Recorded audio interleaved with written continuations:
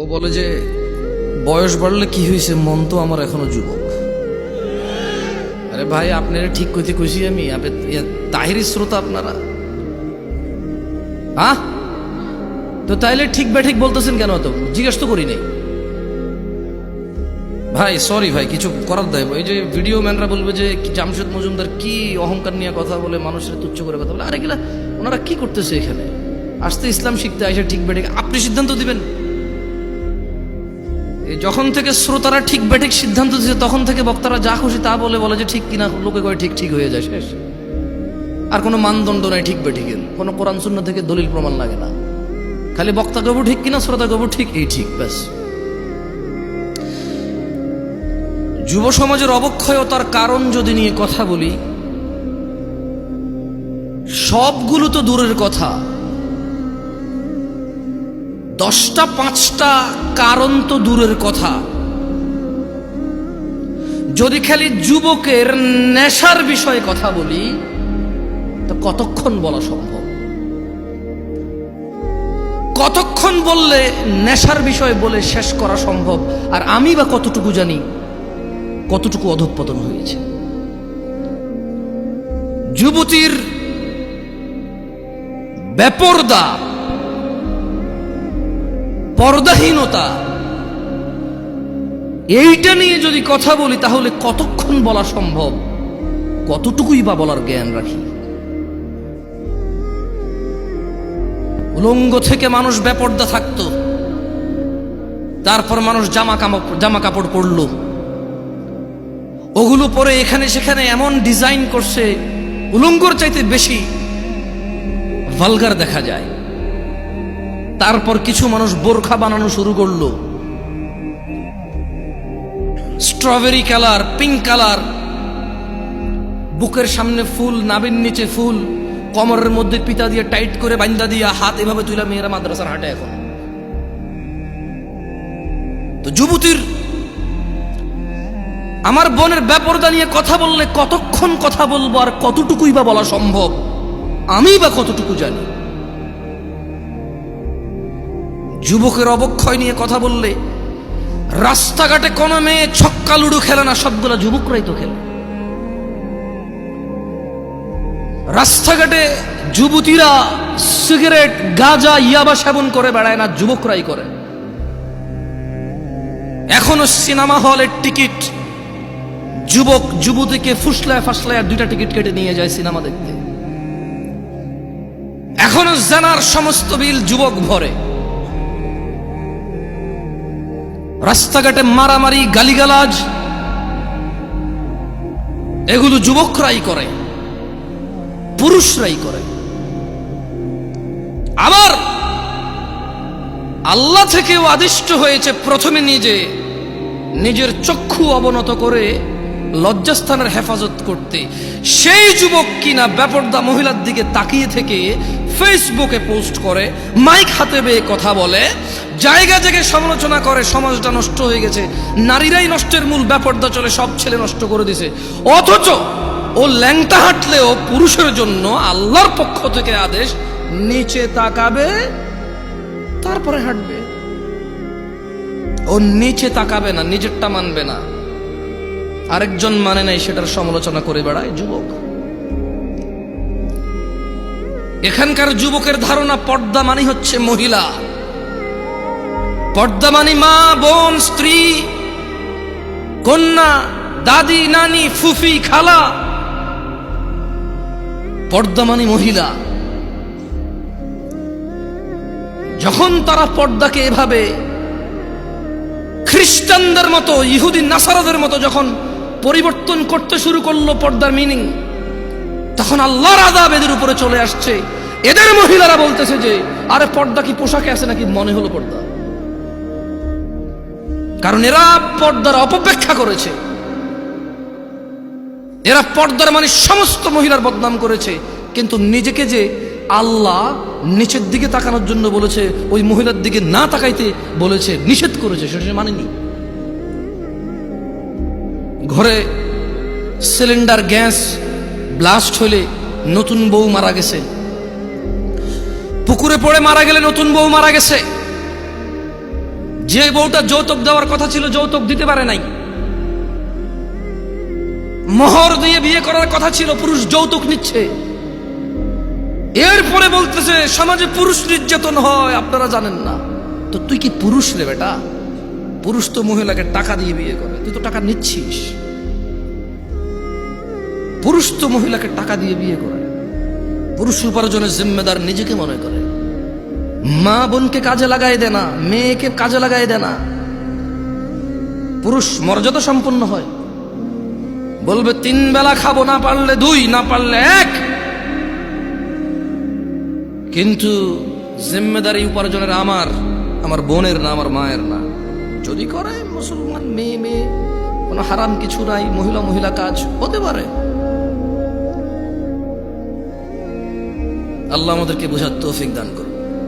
কি এখনো কি হাসি পাচ্ছে? নাম হচ্ছে সালাফি কনফারেন্স। বসে আছে যারা নিজেদেরকে দাবি করে মানহাজুস সালাফের মধ্যে যারা আছি আমরা। মানহুমুস সালাফ, সালাফকে আসহাবান নবী সাল্লাল্লাহু আলাইহি ওয়াসাল্লাম, নবী সাল্লাল্লাহু আলাইহি ওয়াসাল্লামের সাহাবারা হচ্ছে সালাফ। আমরা বলছি আমরা ওদের অনুসরণকারী, আর বসে বসে কমেডি করি এখানে এসে। আল্লাহ আমাদেরকে বোঝার তৌফিক দান। সরি, আপনারা মনে কষ্ট নিয়েছেন আমার কথা? দুঃখজনক। এই শীতের মধ্যে এত কষ্ট করে বসে আছেন হাসি তামাশা করার জন্য, মোবাইলে কমেডি দেখেন, এখানে বসে আছেন। মনে রাখতে হবে যুবক ভাই আমার, বর্তমানে আমাদের যুব সমাজের অসংখ্য সংকট, অসংখ্য সমস্যায় জর্জরিত আমাদের সমাজ। এর মধ্যে নাম্বার 1 আর নাম্বার 2, কোনটা 1 নাম্বার কোনটা 2 নাম্বার এটা বলা কঠিন হয়ে যাবে। নেশা আর জেনা, জেনা 1 নাম্বার নাকি নেশা 1 নাম্বার এটা বলা কঠিন হয়ে যাবে, এমন ব্যাপক হারে হয়েছে। ছেলে জেনার সম্পর্ককে প্রেম বলে, ভালোবাসা বলে। ছেলে জেনার সম্পর্ক কন্টিনিউ করে কেন? বিয়ে করবে আশ্বস্ত হয়ে। সে জেনাকে হালাল মনে করে নিয়েছে, কারণ সে মনে করে ওই মেয়েকে সে বিয়ে করবে, এই জন্য তার জন্য এটা হালাল মনে করে সে। অথচ সে ভুলে যায় সে মারা যেতে পারে। সে ভুলে যায় ওই একই মেয়েকে বিয়ে করলো, বিয়ের আগের সম্পর্ক হারাম হারাম বলেই থাকবে লিপিবদ্ধ।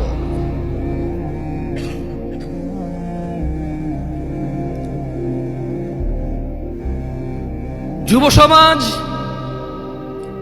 মাদকের মরণ নেশায় মেতে উঠেছে। বর্তমান সময়ে অধিকাংশ যুবক মাদকে আক্রান্ত, ধ্বংসের অবলীলায় নিপতিত হতে দেখা যায়। বিভিন্ন ধরনের মাদকের সয়লাভ যুবকদের মধ্যে ছড়িয়ে পড়াতে তারা কোনো না কোনো উপায়ে নেশাগ্রস্ত হয়ে পড়েছে। যারা নেশা করে তারা অধিকাংশই জানে নেশা কোন রকম উপকারী বা ভালো কাজ নয়, এবং তা মানুষের জীবনাশক্তি বিনষ্টকারী। এইসব জেনে শুনেও যুবক মাদকাসক্ত নেশার অন্ধকার জগতের মধ্যে থাকতে চায়। ও থাকতে চায় নেশায় বিভোর হয়ে, উদাসীনতায় মেতে থাকতে চায়, এটা জেনেও যে নেশা ওকে ধ্বংসের সর্ব উচ্চ পর্যায়ে নিয়ে যাবে, ধ্বংসের সর্বশেষ পর্যায়ে নিয়ে যাবে, এটা ও জানে, তারপরও সে মেতে থাকতে চায় নেশা। মাদকাসক্ত তরুণ প্রজন্ম ধর্ম কর্ম সব কিছু বিসর্জন দিয়ে হতাশাকে, স্যাডনেসকে, সরৌনেসকে আপন করে নিতে চায়, সঙ্গী করে নিতে চায়। জীবনের চলার পথ থেকে বিভ্রান্ত হয়ে পড়েছে এবং বিবেক বুদ্ধি হারিয়ে সামাজিকতা থেকে দূরে সরে যেতে চায় যুবক, নেশায় আসক্ত হয়ে, নেশাকে আপন করে নিয়ে। অথচ মুসলমানের সন্তান জুমআ পড়ে, খুতবা শুনে, ওয়াজে আসে, মক্তবে পড়েছে, মাদ্রাসায় পড়েছে, ওর পরিবারের কেউ না কেউ মাদ্রাসায় পড়েছে, ও ওয়াজ শুনে ইউটিউবে, তারপরেও সে ইসলামের বিধিবিধান সম্পর্কে গাফেল ও বেপরোয়া। অথচ ইসলাম মানুষকে নেশা গ্রহণ, মাদক সেবন হতে সম্পূর্ণ নিষেধ করে। মানুষকে ধ্বংস ও করুণ পরিণতি হতে রক্ষা করার জন্য ইসলামী অনুশাসন মেনে চলার কোনো বিকল্প নেই যুবক ভাইয়েরা। তাই আমাদের জানতে হবে ইসলাম মাদক সম্পর্কে কি কি দিক নির্দেশনা দিয়েছে। কি ঠিক কিনা বলতেছেন না যে কি খারাপ লাগতেছে? তা দু তিনবার জিজ্ঞেস করে নি, বলেন, তাহলে ঠান্ডা হয়ে যাবেন। বলবেন যে এত কষ্ট করে ওনার লাগে বসে আছি, উনি একটা বারো ঠিক কিনা করুন না, ঠিক বলতে পারলাম না। আজকে তো ওয়াজ যে ঠিক হয়েছে স্বীকৃতি দিতে পারলাম না, সার্টিফিকেট দিতে পারলাম না, ঠিক কিনা? ভালো হয়েছে, ঠিক আছে, আর ভালো লাগবে না।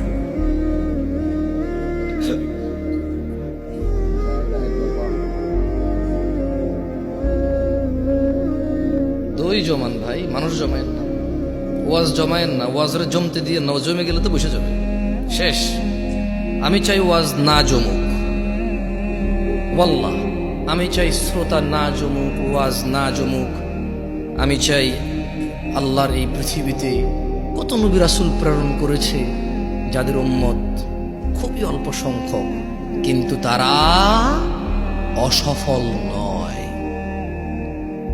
অ্যাজ এ নবী এবং অ্যাজ এ রাসূল আলাইহিমুসসালাম আজমাইন তারা অসফল নয়।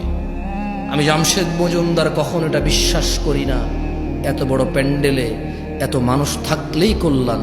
আমি বিশ্বাস করি man to man, eye to eye, একজনের সামনে বসে আছি, কথা বলতেছি, ও কানেক্ট হয়েছে, ও বুঝতেছে আমি কি বলছি, ও মেনে নেওয়ার পক্ষে উদ্বুদ্ধ হয়েছে এবং চেষ্টা করতেছে মেনে নেওয়ার জন্য। আমার কাছে এইরকম এত পরিমাণ শ্রোতার চাইতে ওই একজন অনেক বেশি মূল্যবান, যে নিজেকে সংশোধন করার জন্য শুনে। যে সংস্কৃতি মাহফিল একটা বাৎসরিক সংস্কৃতি আদায় করতে আসে না, যে দিন শিখতে আসে, সে আমার কাছে বেশি মূল্যবান। যাই হোক, ইসলাম মাদক সম্পর্কে আমাদের যে দিক নির্দেশনা দেয় তা সম্পর্কে জানা অত্যন্ত জরুরি। আপনার কি মাইকটা কি আবার চেঞ্জ করছেন সাউন্ড?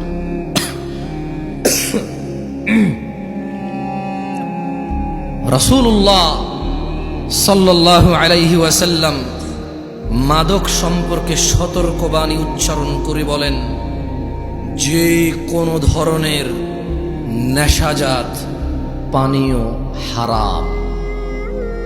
কোন ধরনের?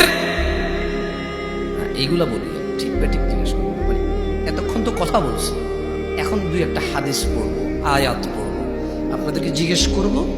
যেটা জিজ্ঞেস করব ক্লাসে যেমন শিক্ষকরা ছাত্রদেরকে পড়ায়া জিজ্ঞেস করে, ছাত্ররা বলে, আমি চাই একটা হাদিস পড়বো, আপনাদের জিজ্ঞেস করব, আপনারা বলবেন।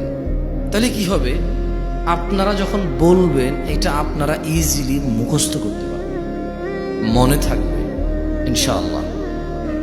আল্লাহ আমাদেরকে তৌফিক দান করুন, আমিন। তাহলে মুহাম্মদ সাল্লাল্লাহু আলাইহি সাল্লাম বলেছেন যে কোন ধরনের নেশাজাত পানীয় হারাম। কয় ধরনের? কোনটা কি বাদ গেছে? টিকটিকির লেজ, ইয়াবা, গাঁজা, এগুলো তো হাদিসের নাম নিয়ে নাই, এগুলো হাদিসে নাম নিয়ে নাই। কিন্তু যেই জিনিসের নেশা হয় সেটা হারাম কে বলেছে? মুস্তাফা আলাইহিস সালাম। তিনি আরো বলেন, কুল্লু মুস্কিরিন খামর, নেশাজাত যে কোন দ্রব্যই মাদক, ও কুল্লু মুস্কিরিন হারাম, আর যাবতীয় মাদকই হচ্ছে হারাম। ওয়ামান শারিবাল খামরা ফিদ দুনিয়া ফামাতা ওয়া হুয়া ইউদমিনুহা লাম ইয়াতুব, আর যেই ব্যক্তি দুনিয়াতে মাদক সেবন করে অতঃপর নেশাগ্রস্ত অবস্থায় মৃত্যুবরণ করে তওবা না করে, লাম ইয়াশরাবহা ফিল আখিরা, আল্লাহ সুবহানাহু ওয়া তাআলা আখিরাতে তাকে মদ পান করা থেকে বঞ্চিত করবে। তাহলে আমরা বুঝলাম আনার জান্নাতি ফল, আঙ্গুর জান্নাতি ফল, মদও জান্নাতি পানীয়। মদ কি? মদ কি? জান্নাতি পানীয়। তবে জান্নাতি পানীয় যে মদ, ওখানে নেশা নাই। বিশ্বে আমরা মানুষরা যে মদ তৈরি করি সেই মদের নেশা আছে। আর যদি নেশা না হয় এটাকে মদই বলা হয় না। বুঝে আসছে না? আসে নাই? ওটাকে শরবত বলে। কি বলে? যেটা খেলে নেশা হয় না ওটাকে কি বলে? আর যেটাই খেলে নেশা হয় সেটাকে কি বলে? মদ। আখিরাতের মদে নেশা হবে না, কিন্তু ওটার নাম মদ। কেমন? আল্লাহ আমাদেরকে বুঝার তৌফিক দান করুন। আমিন। মানব সভ্যতার প্রতি মারাত্মক হুমকি সৃষ্টিকারী দেশের অন্যতম অভিশাপ মাদকাসক্তি। মাদক দ্রব্যের নেশার ছোবল এমনই ভয়ানক যে তা ব্যক্তি, পরিবার, সমাজ, দেশ থেকেই বিচ্ছিন্ন করে না খালি, বরং তা সমগ্র জীবন ধ্বংস করে দেয়। মানবতার মুক্তির কাণ্ডারি ইসলামই সর্বনাশা মাদক সম্পর্কে মানব জাতিকে সর্বোচ্চ সতর্ক করেছে। মানুষ যাতে মাদক থেকে দূরে থাকে তার জন্য মাদক সেবনে এই নেশাগ্রস্ত ব্যক্তির জন্য ইসলাম শাস্তির ব্যবস্থা করেছেন, ঘোষণা করেছেন, যাতে মানুষ আল্লাহকে পরোয়া করে, যাতে মানুষ জান্নাতকামীরা, জান্নাতের মনোবাসনা যাদের ভিতরে আছে, যারা জাহান্নাম থেকে বাঁচতে চায়, যারা রক্ত পুজ খেতে চায় না, যাদের ইচ্ছা নেই মাথার উপরে আল্লাহ গরম পানি ঢেলে দেবে আর টকবক টকবক করে এটা উতরাবে, যাদের এমন ইচ্ছে নেই জাক্কুম ফল খাওয়ার, জাক্কুম কাটা খাওয়ার, যাদের এমন ইচ্ছে নেই হুতমাতে যাওয়ার, ওয়াইলে যাওয়ার, আগুনে প্রবেশ করার, ইসলাম তাদের জন্য ওয়ার্নিং দিয়েছে মদের বিষয়। কি বলেছে? কোরআনুল কারীমে আল্লাহ বলেছে, ইয়া আইয়ুহাল্লাযীনা আমানু, ও মুমিনগণ। তাহলে কি সবাইরে বলছে? সবাইরে বলছে। কারে বলছে? কারে বলছে? অমুসলিমদেরকে বলে নাই? irrelevant to them because they don't believe in Allah subhanahu wa ta'ala. তারা আল্লাহকে বিশ্বাস করে না, সো তারা আখিরাতকে বিশ্বাস করে না, জান্নাতকে বিশ্বাস করে না, জাহান্নামকে বিশ্বাস করে না। বলে যে আমরা দেখছি না দুইটা। অথচ তারা আলোকে বিশ্বাস করে, দেখা যায় না, বাতাসকে বিশ্বাস করে, দেখা যায় না। এরপরে আবার প্রতিবেদন আসবে এই জমিন থেকে অমুক গ্রহে যেতে 10 লক্ষ কোটি বছর লাগবে। তুই কেমনে বুঝছস? তুই কি গেছস? যা ফিরে আসছিস বুঝছিস? হ্যাঁ, আমি গেছি, 10 লক্ষ কোটি বছর লাগছে আমার। হ্যাঁ, তারা এগুলো বিশ্বাস করে। অবশ্যই আমি বলছি না যে ভুল, তবে আমি সঠিকও বলতে পারবো না, কারণ কোনো একটা জিনিসের দূরত্ব বলার জন্য জরুরি হচ্ছে আমি ওই দূরত্বটা বুঝবো, গতিটা বুঝবো, ক্যালকুলেশন করবো যে হ্যাঁ এতদিন পরে যায় পৌঁছাবে। এখন একটা জিনিস 10 লক্ষ কোটি বছর দূরে, আমি কেমনে বুঝছি এটা 10 লক্ষ কোটি বছর? মানে আমি কিছু কি, মানে কোন একটা গতিশীল কিছুকে তো বানাইতে হয়েছে, বানায় মাপতে হয়েছে। এটা যদি এই গতিতে যায় তাহলে 10 লাখ কোটি বছর লাগবে। এখন এটা এই গতিতে 10 লাখ কোটি বছর লাগবে কেমনে বুঝছি? ওই দূরত্ব তো আমি দেখতেছি না। তারা এগুলো বিশ্বাস করে।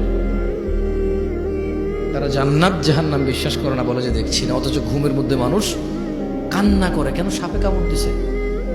ঘুমের মধ্যে মানুষ ঘামায়া যায়, কেন? খাদে পড়ে যাচ্ছে। ঘুমের মধ্যে মানুষ হাউ মাউ করে চিল্লায়, কেন? ওর বাপ মারা গেছে, মা মারা গেছে। উঠে দেখে যে না, ওর স্বপ্নে দেখেছে। ও ঘুমে কষ্ট পায়। ঘুমে কি পায়? কষ্ট পায়। সে জাহান্নামে যে আযাব আছে সে সেটা অনুভব করতে পারে না। বলতে দেখি নাই। তাহলে আল্লাহ কাকে বলেছে? খেয়ে ফেলেছেন, চা নাস্তার ব্যবস্থা করেন, এরা তো ওয়াজ খেয়ে ফেলে। ইয়া আইয়ুহাল্লাযীনা আমানু, হে তোমরা যারা ঈমান এনেছো, ইন্নামাল খামরু ওয়াল মাইসিরু ওয়াল আনসাবু ওয়াল আজলাম রিজসুম মিন আমালিশ শাইতান ফাজতানিবুহু লাআল্লাকুম তুফলিহুন। ও আমার যুবক ভাই, মনোযোগ দিয়ে শোনো, তোমার রব কি বলছে। তিনি বলছেন, ও তোমরা যারা ঈমান এনেছো, নিশ্চয় মদ, জুয়া, প্রতিমা ও ভাগ্য নির্ণয়ক তীর হচ্ছে ঘৃণ্য বস্তু, শয়তানের কারসাজি। সুতরাং তোমরা এই সব বর্জন করো। কেন বর্জন করবে? লাআল্লাকুম তুফলিহুন, লাআল্লাকুম তুফলিহুন। মদ ছেড়ে দাও, লাআল্লাকুম তুফলিহুন। জুয়া ছেড়ে দাও, লাআল্লাকুম তুফলিহুন, যাতে তোমরা সফল হও, বিজয়ী হও। কোন মানুষ মদ খেয়ে নেশা করে অথবা জুয়া খেলে সফল হবে না, ইম্পসিবল। আল্লাহ সুবহানাহু ওয়া তাআলা বলেছে এটা, যে তোমরা মদ ছাড়ো, জুয়া ছাড়ো। কেন? লাআল্লাকুম তুফলিহুন, যাতে তোমরা সফল হতে পারো। আবু দারদা রাদিয়াল্লাহু আনহু থেকে বর্ণিত, তিনি বলেন, আমাকে আমার প্রিয় বন্ধু রাসূল সাল্লাল্লাহু আলাইহি ওয়াসাল্লাম এই মর্মে ওসিয়ত করেছেন, লা তাশরাবিল খামর ফাইন্নাহা মিফতাহু কুল্লি শারর। একদা আবু দারদা রাদিয়াল্লাহু আনহু বলছে যে মুহাম্মদ সাল্লাল্লাহু আলাইহি ওয়াসাল্লাম আমার বন্ধু আমাকে ওসিয়ত করেছে। কি করেছে? কি করেছে? আপনারা ঠিক বলতে বলতে অভ্যস্ত তো, ওইটাই খালি বলেন, অন্য কিছু আর বলেন না। কি করেছে? ওসিয়ত করেছে। আমার সাথে পড়েন হাদিসটা, বলেন আবু দারদা রাদিয়াল্লাহু আনহু থেকে বর্ণিত, না জোরে বলেন, আবু দারদা রাদিয়াল্লাহু আনহু থেকে বর্ণিত,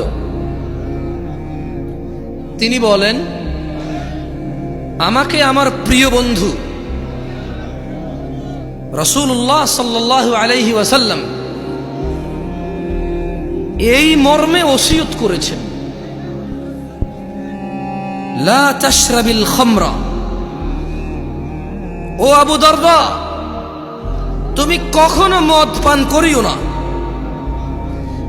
ফাইন্নাহা মিফতাহু কুল্লি শারর, কারণ মদ, নেশা সকল অকল্যাণ, সকল খারাপ, সকল পাপের চাবিকাঠি।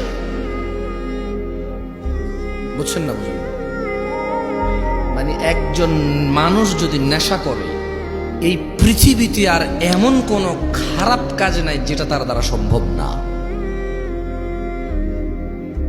এটা কি আমি বলছি? আবু দারদা রাদিয়াল্লাহু আনহু বলছে। ওনাকে ওসিয়ত করেছে কে? আবার খাইছে, আর একটু যা নাস্তা দেন। ওসিয়ত করেছে কে? মুস্তাফা আলাইহিস সালাম। ওসিয়ত করেছে কে? রাহমাতাল লিল আলামিন। কে? ইমামুল আম্বিয়া। কে? ইমামুল মুরসালিন। কে? খাতামান নবিয়্যিন। কে? ওসিয়ত করেছে যে ও আবু দারদা, তুমি নেশা করিও না। তুমি যদি নেশা করো তাহলে এটা সকল পাপের, সকল অকল্যাণ, সকল অঘটনের চাবিকাঠি হচ্ছে এই নেশা। তাইলে ছোট্ট একটা গল্প বলি বনি ইসরাইলের। কেমন? আল্লাহ নবী সাল্লাল্লাহু আলাইহি ওয়াসাল্লামও বলেছে যে তোমরা বনি ইসরাইলের গল্প বলো, তবে মিথ্যা বলিও না। কি বলিও না? মানে বানায় বানায় বলিও না। তাহলে আমি কি ছোট্ট একটা বনি ইসরাইলের গল্প বলবো? আপনাদের কষ্ট হয়ে যাচ্ছে, আমি বক্তব্য ছেড়ে দেবো ইনশাআল্লাহ 2-1 মিনিট।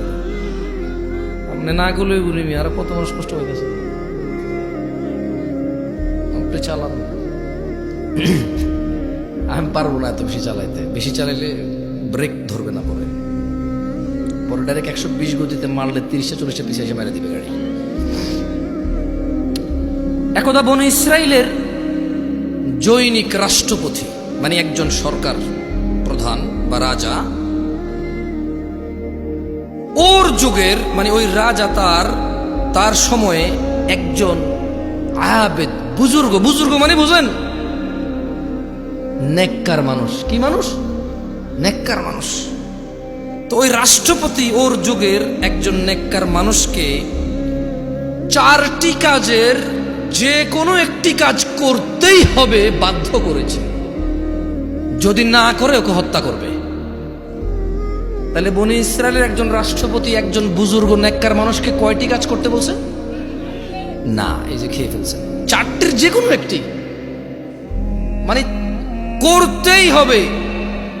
চারটির যে কোনো একটি হলেও করতে হবে। তো তাকে কি বললো? তাকে বললো যে শোনো, তুমি হয় মদ খাবা, তুমি হয় মদ খাবা, অথবা মানব হত্যা করবা, মানুষকে খুন করবা, অথবা শূকরের মাংস খাবা, অথবা তুমি কি করবা? জেনা ব্যভিচার করবা। তাহলে লোকটা কি আমাদের মতো কেউ ছিল? কি ছিল? কি ছিল? ফরহেজগার। মাশাআল্লাহ। তাহলে ঠিক আছে, এবার ওয়াজ শুনতেছেন আপনারা। মাশাআল্লাহ, তাবারাকাল্লাহ। শেখ আব্দুল্লাহ বিন হাশিম, তাহলে লোকটা ফরেজগার ছিল। ওকে কয়টা জিনিসের যে কোনো একটা করতে বাধ্য করেছে? চারটার। এক, নেশা। কি? দুই, হত্যা। তিন, ব্যভিচার। চার, শূকরের মাংস। এখন ওকে বলছে যে তুমি যে কোনো একটা হইলেও করতে হবে, নাহলে তোমাকে হত্যা করা হবে। তো ওই বুজুর্গ চিন্তা করলো, শূকরের মাংস কিভাবে খায়, মানুষ কিভাবে। মুসলমানদের মধ্যে কে কে হাত তুলুন তো, কে কে শূকর খাইছেন? এ পুরো গ্রামে মুসলমান সমাজে শূকর জবাই হয়? গাঁজা পাওয়া যায় কিনা? হ্যাঁ, দেখছেন ওই বুজুর্গেরও একই অবস্থা হয়েছে। আর হাসতেছে, আবার হাসতেছে, এটা কমেডি বুজুর্গ। আরে ভাই, একটু বিবেচনা দিয়ে চিন্তা করেন না। আপনি যেরকম নেশাকে শূকরের চাইতে ভালো মনে করেন, মানে শূকর এতটাই আমরা ঘৃণা করি, আলহামদুলিল্লাহ, আল্লাহর প্রশংসা, প্রপার আমরা এই সমাজে এটা দেখি না। আছে সুদখোর পর্যন্ত শূকর খায় না। সুদ খাওয়া কি? শূকর খাওয়া কি? শূকর খাইলে গুনাহ কার লগে? সুদ খাইলে গুনাহ আল্লাহর লগে, মানুষের লগে। সুদের গুনাহ মাপ পাওয়া বেশি কঠিন। ঘুষ খাওয়া কি? শূকর খাওয়া কি? শূকর খাইলে কার সাথে গুনাহ, আর ঘুষ খেলে কার কার সাথে গুনাহ? আল্লাহ এবং মানুষের সাথে। মানুষের হক খাইছে সে, আমি বুঝাতে পারি নাই। তো এই দেশে ঘুষখোর আছে? মুসলমান ঘুষখোর আছে? মুসলমান শূকরখোর আছে? মুসলমান মদখোর আছে? মুসলমান শূকরখোর আছে? নাই। তো আপনি হয়তো চিন্তা করবেন যে ওই লোক যদি এত ফরজগার হয়, তাহলে সে মদ নির্বাচন করলো কেন? কারণ বস্তুত মদ, শূকর অথবা হত্যা, ব্যভিচারের চাইতে নরমাল মনে হয় মানুষের কাছে। এটা মানুষের কাছে মনে হয়। কার কাছে মনে হয়? আপনাকে একটা কথা বলি, মনে হওয়ার কারণ আছে। যে অপরাধটা যত বেশি ভয়ানক, শয়তান ওইটাকে তত সহজ করে, তত সুশোভিত করে তুলে দেখায়। বুঝছেন? তো ওই ফরেজগার লোক কি নির্বাচন করেছিল? মদ নির্বাচন করেছে। পরিশেষে উক্ত ব্যক্তি বাধ্য হয়ে মদ পানকে সহজ মনে করে তা করতে রাজি হলো। কিন্তু যখন সে মদ খেলো, মদ খাওয়ার পর সে সম্পূর্ণ মাতাল হয়ে বাকি তিনটা কাজও সে করছে। কারণ মদ খেলে বিবেক চলে যায়। মদ খেলে কি চলে যায়? তো যখন সে সহজ মনে করে মদ খেলো, নেশাগ্রস্ত মাতাল হয়ে জেনাও করছে, শূকরও খাইছে। আল্লাহ তাআলা আমাদেরকে বুঝার তৌফিক দান করুন। আমি যে একটু আগে বলেছি যে যেই অপরাধটা যত বড়, মানুষের জন্য যত ধ্বংসশীল, শয়তান এটাকে তত কি করে দেখায়? সুন্দর করে দেখায়। দেখেন আল্লাহ কি বলে কোরআনুল কারীম, আউযু বিল্লাহি মিনাশ শাইতানির রাজীম। ইন্নামা ইউরিদুশ শাইতান إنما يريد الشيطان أن يوقع بينكم العداوة والبغضاء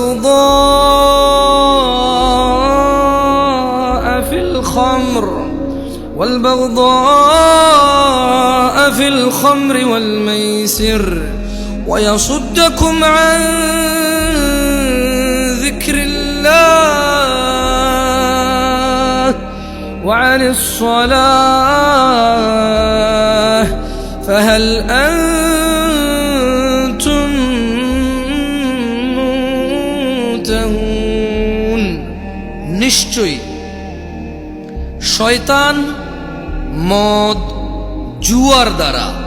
নিশ্চয়ই ইন্নামা ইউরিদু শাইতান, নিশ্চয়ই শয়তান চায় মদ জুয়ার দ্বারা তোমাদের মধ্যে পারস্পরিক শত্রুতা বিদ্বেষ ঘটাতে এবং তোমাদের আল্লাহর স্মরণ ও নামাজ থেকে বিরত রাখতে।